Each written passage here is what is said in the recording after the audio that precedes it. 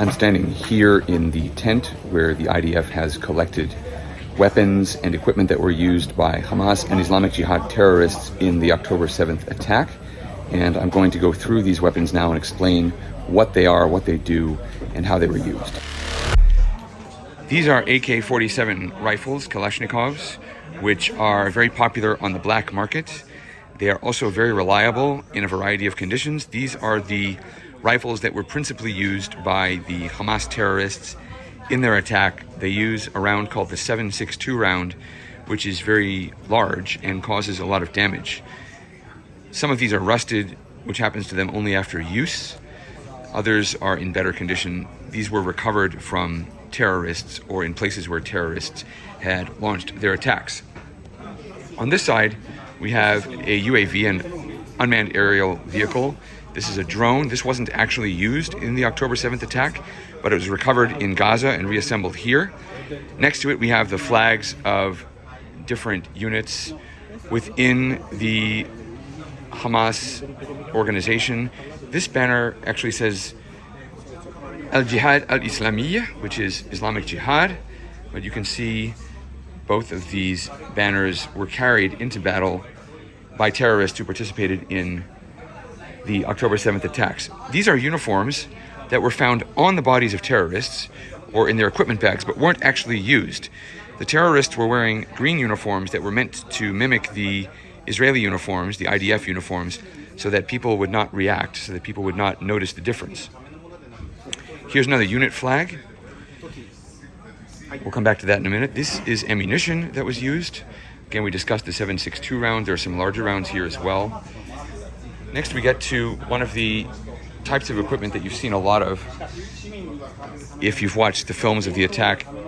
These are RPG launchers. These are quite common in terrorist militias, and many of them are used against vehicles, or they're designed for use against vehicles, but in the October 7th attack, they were often deployed against civilian homes. So we'll see a pattern here as we go through these weapons, that many of the weapons designed specifically for military vehicles or military use were used against civilians in this attack, causing incredible damage. These are explosive frames. These were used to breach the border fence, and you can see they're designed to clasp around the poles in the fence, that's the smaller frame, or to blast door frame size holes in the fence, that's the larger frame. These are various kinds of explosives that were used in the attack. You have this TNT, which is manufactured in Iran, even though it's made to look like it was manufactured elsewhere.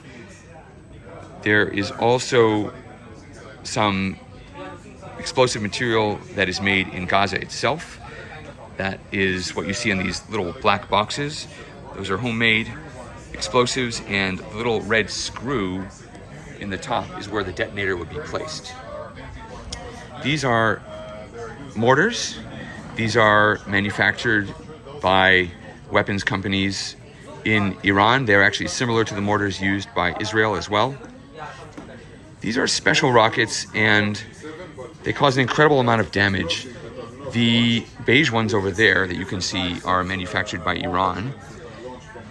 The way these work is there's a charge in the front, the first warhead, to blow open a wall or a door.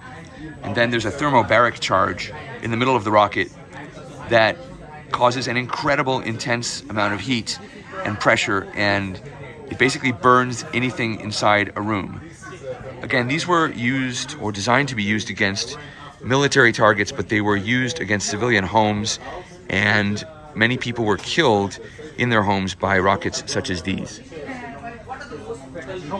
Over here we have some more explosive charges. These round ones are anti-tank devices, anti-tank charges. These were used to blow open the safe rooms, the little bomb shelters that many Israeli families have in their homes. So if the family wouldn't come out, they would use this charge to blow open the door and then, of course, attack the people inside.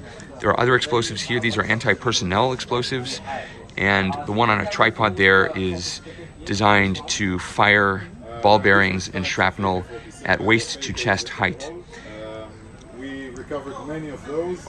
It's not Over on that side where you can see the rockets, those are North Korean rockets, the gray ones, and Russian rockets, the green ones. Those are for use by rocket launchers against tanks, and they were used again against civilian homes and vehicles. Over here, these are specific anti-tank devices manufactured in Iran to take out the specific model of tank that the Israeli military uses, the Israeli manufactured Merkava tank, and they are meant to attach to the side of a tank using magnets at a weak spot in the tank's armor. Once detonated, they're supposed to penetrate the armor and explode inside the tank using the tank's own ammunition to create secondary explosions that essentially blow the tank up from the inside. These were used against civilian cars. They found many of these at the site of the music festival, for example. So these were attached to cars and used to kill everyone inside cars.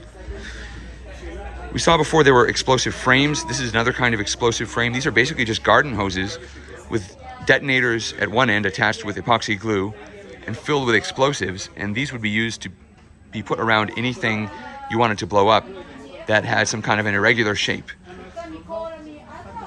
We walk again past the rocket launchers, and back here, this is very important. This is medical equipment, first aid equipment that was carried by the terrorists. And this was all given to the residents of Gaza, or to the authorities in Gaza, for use in medical facilities to heal people. But it was stolen and repurposed for military use in the field to treat Hamas soldiers. Now, in the event, if you watch video of the attack, you'll often see that the Hamas soldiers had little desire or interest in treating the wounds of fellow terrorists. They would simply take their weapons and keep fighting. But this was carried into the attack by Hamas terrorists. And just one more look here at the room overall. This is just some of the material collected by the Israeli military from terrorists on October 7th and in Gaza. This is one of the motorcycles used by the Hamas terrorists to enter Israel, and as you've probably seen in other videos, to take hostages back to Gaza.